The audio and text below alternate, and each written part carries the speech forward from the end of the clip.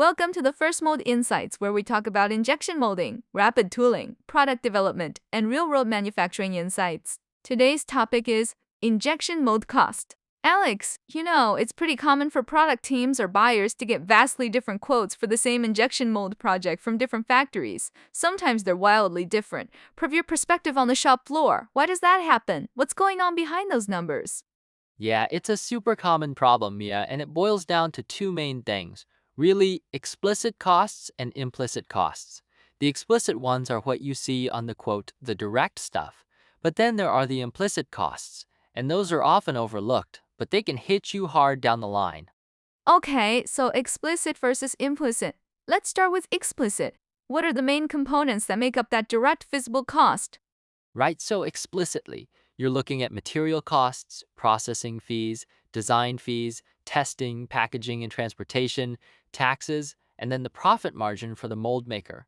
In our experience, materials and standard parts are typically 15% to 30% of the total cost prestigiing fees. That's another big chunk. Usually 20% to 30% duds fees are around 10% to 15%. Hmm, so materials and processing are the biggest slices of the pie. Then, what about testing? I'd imagine that varies a lot depending on the complexity. It does. For larger or medium-sized molds, testing usually stays under 3%, but for small, high-precision molds, it can creep up to around 5%. Packaging and transport are either actual expenses or a flat 3%. Taxes are a pretty standard 15%. And then profit, well, that's typically 5% to 15%. Got it. So that breaks down the explicit side. Now you mentioned implicit costs. What are those? And why are they so easy to miss? Implicit costs are the hidden ones. They don't show up on the initial quote, but they impact your investment later, especially when the mold goes into mass production. Think about things like the mold's lifespan or downtimes from unexpected repairs. A cheaper mold up front might mean higher costs for maintenance or replacement down the road. It's about what happens after you get the mold.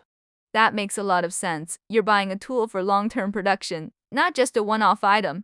Let's dive a bit deeper into those explicit costs. Material costs were a big one. What types of materials are we talking about, and what really drives their price?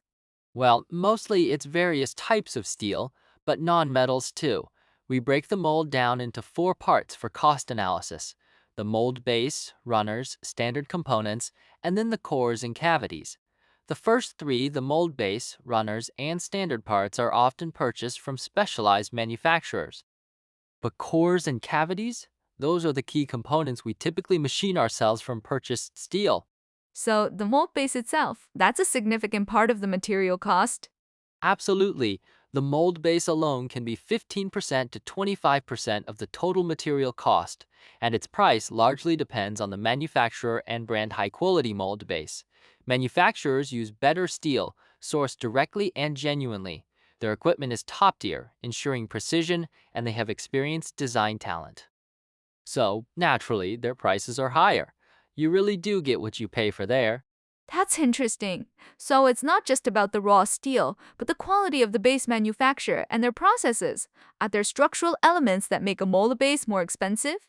Oh, definitely. If your part has undercuts or lateral holes, you're going to need a slider structure, which adds complexity and cost to the mold base. If you're using internal gates, a three-plate mold is more complex than a two-plate mold with external gates. All those structural choices impact the mold base cost. And precision, I imagine, is a huge factor there. Huge Destiner mold bases typically have a machining precision of 0.03 to 0.05 millimeters, but if you need high precision, we're talking 0.005 to 0.01 millimeters. That kind of precision requires different, much more expensive equipment, and the machining time can increase geometrically. A high-precision mold base can easily be 2 or 3 times the cost of a standard one, but it's the foundation for a high-precision mold, ensuring stability and lower defect rates later on. Okay, so mold bases are a big one. What about runners? You mentioned cold, hot, or semi-hot. Do those have different cost implications? They do.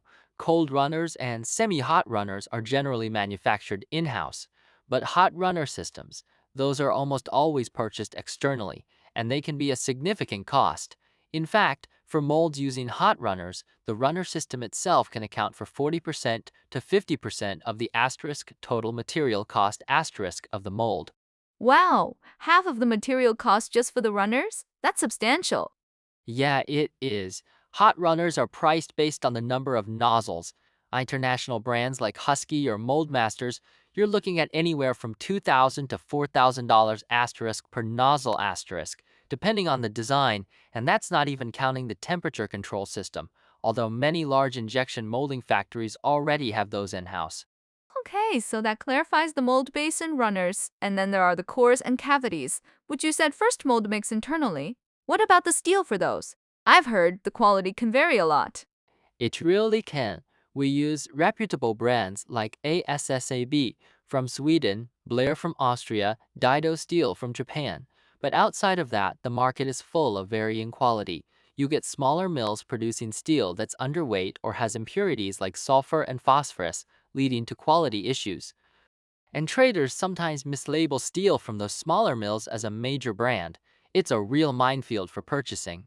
Hmm, so distinguishing between good and bad steel is a critical skill for a mold manufacturer, and I'm guessing the choice of steel directly impacts the mold's lifespan, right? Exactly. The steel choice dictates how many cycles a mold can handle. We classify molds: grade A for over 3 million cycles, grade B for over a million, C for over 500,000, and grade D for under 500,000 cycles.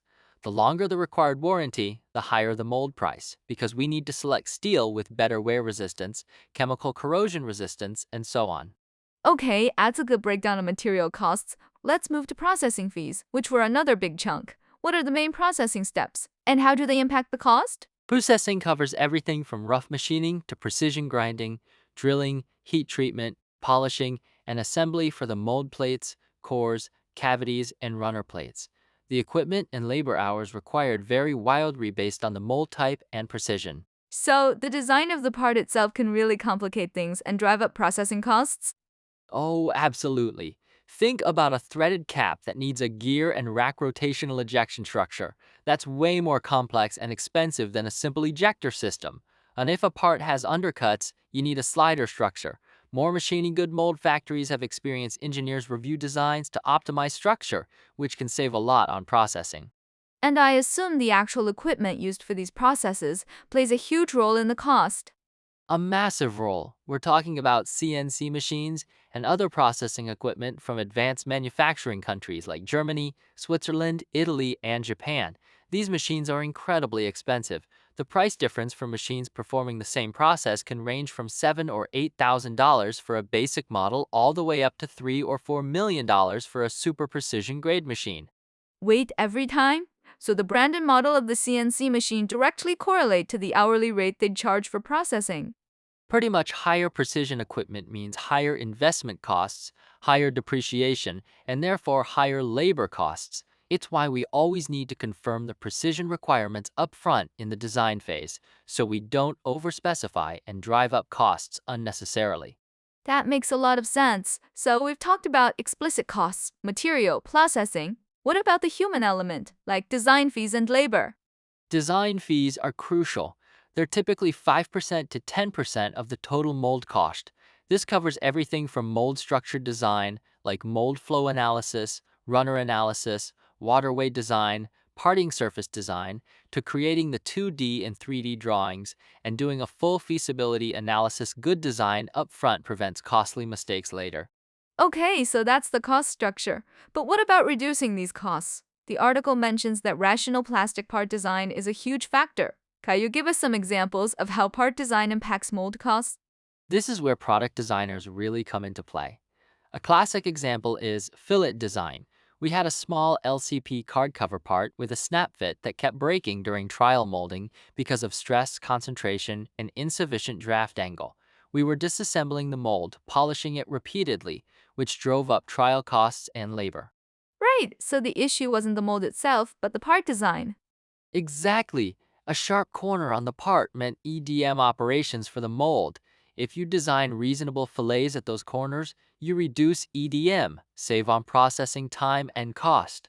We ended up having to add material to the wall thickness to the upper tolerance limit to fix a filling issue on that one. That's a great example. What about wall thickness itself? I imagine that's a common issue. Extremely common. Too thin walls can cause short shots and instability, increasing trial costs. Too thick walls lead to sink marks and deformation, requiring longer cooling times, which slows production. We had a thin-walled annular part with a 0.25 millimeter wall at the thread. We had over 10 trial runs, constant weld line issues due to inadequate venting. The wall was just too thin. So, thin walls cause short shots and weld lines.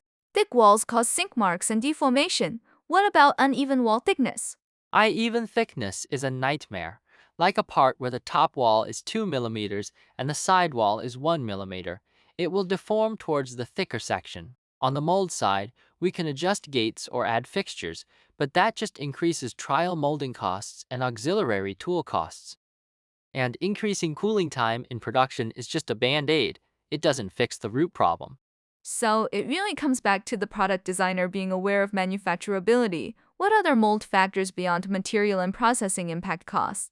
Well, the reasonableness of the mold design itself, beyond just the part, we had a plastic part with several slots, requiring 4 thin inserts, some as small as 45 by 0.6 by 65 millimeters.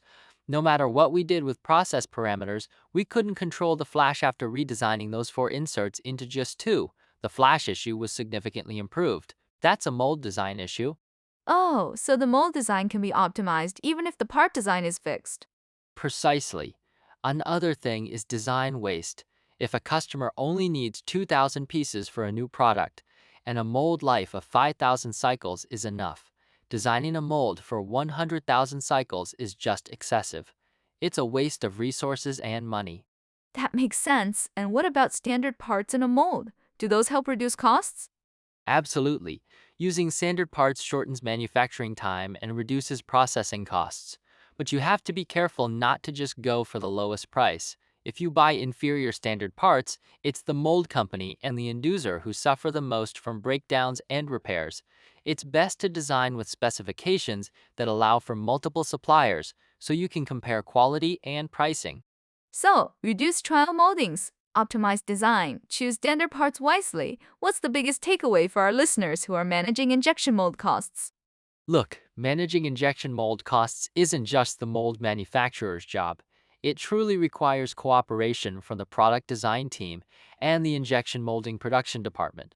Reasonable plastic part design, minimal changes to those designs once approved, advanced mold design, and sensible material selection. Those are the biggest levers. To get quality products and minimize costs, product designers, mold engineers, and injection molding production teams must maintain good communication throughout the entire process. Thanks for tuning in. For more manufacturing resources or custom part production services, visit firstmold.com. We'll see you next time.